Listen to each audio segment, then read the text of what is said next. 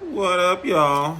It's your boy SIDFLY from Prince Charming. Always making the fly prints, 3D prints.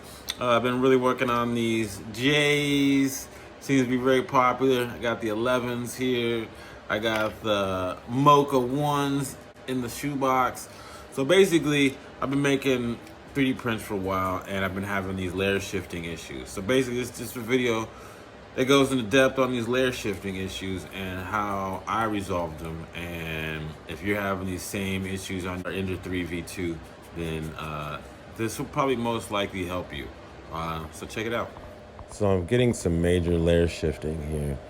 And my printers worked a long time, and then all of a sudden it started doing this, and couldn't figure out why.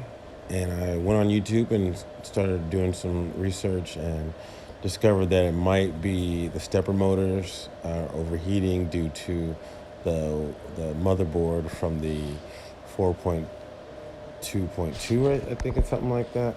So you can see the shifting is terrible on both X and Y axes here.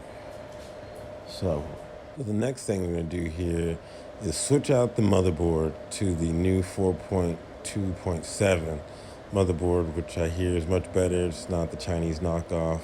I've also been running this fan here behind to try to resolve the overheating stepper motors. That worked for about a few days, but it really wasn't giving me the total results I wanted, but it was improving. Here's the new upgraded 4.2.7. Make sure you get the 4.2.7. And it's got taller like vent fans. It's supposed to be just more improved. So I'm not gonna show like a whole install video, but we're gonna just make sure that this works.